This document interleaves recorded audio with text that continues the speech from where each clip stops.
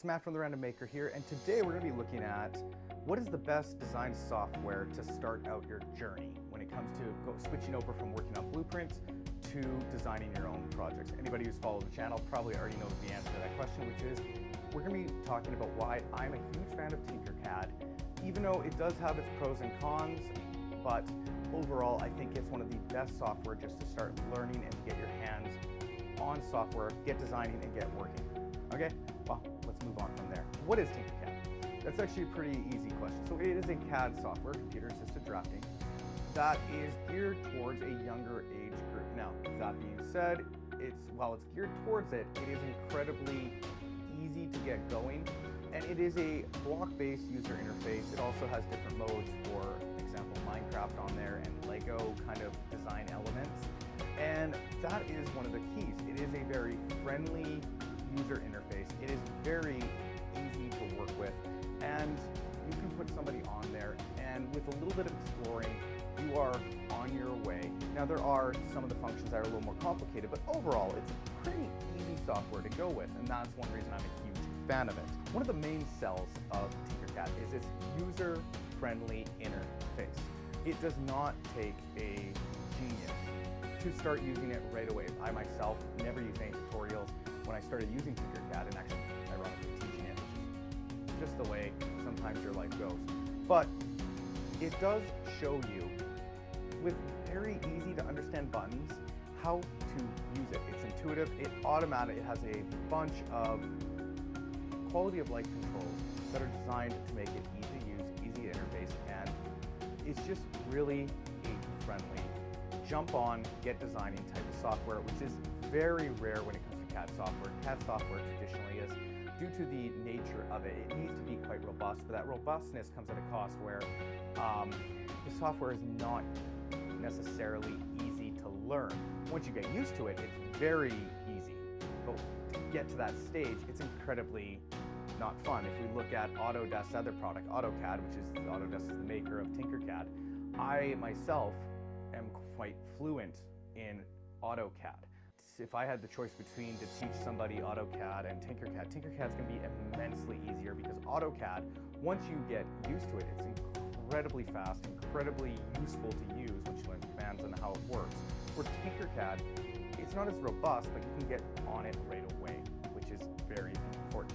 Another thing with TinkerCAD, and the other drafting softwares are moving towards it, but because TinkerCAD is a cloud-based software and it has autosave, you have access to your designs anywhere without worrying about moving that file around, which is awesome. Now, that being said, you are easily able to export your files to use on other software, or to 3D print, or to, you get the point. They have made file management in TinkerCAD is one of the easiest softwares I've ever seen in my career. I cannot count the amount of times. It is so nice to be able to log into an account, which, by the way, are free for non-commercial use and educational purposes. The amount of times I've been able to log in and use it and switch computers without having to download, without just having an account, and it's just awesome. And it's easy. I don't have to worry about losing files.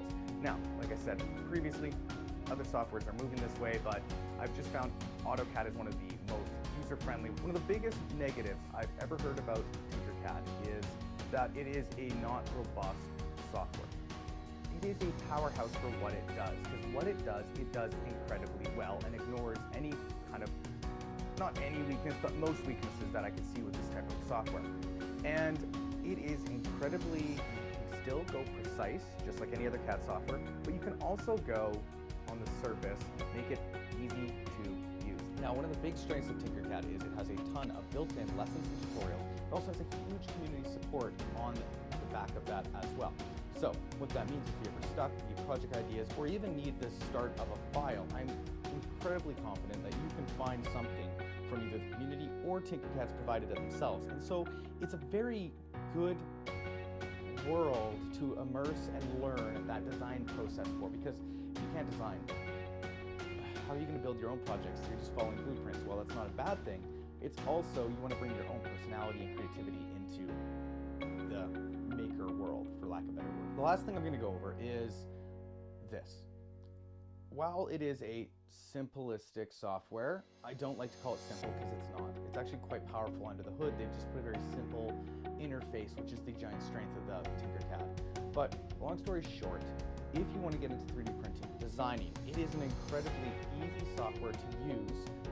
A lot of the times, if I'm making a simple part for something I'm trying to build, and it's simple, I'm not going to use my other 3D software.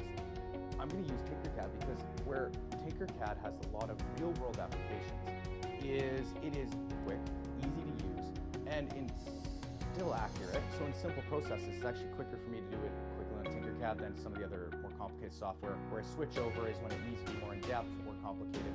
That's where TinkerCad starts to, I don't want to say fall apart, but that's where it loses its momentum. My final thoughts on TinkerCad are this. It is a great tool to add into your toolbox. It's not the end-all be-all, nor will any one thing ever be. But what I do like about it is it gives accessibility for those who don't necessarily have access to maker-type software, or it just allows people, such as myself, who are not naturally gifted nor have the patience to practice drawing, or maybe not the interest in drawing. I wanted to use my hands, and drawing was not my interest.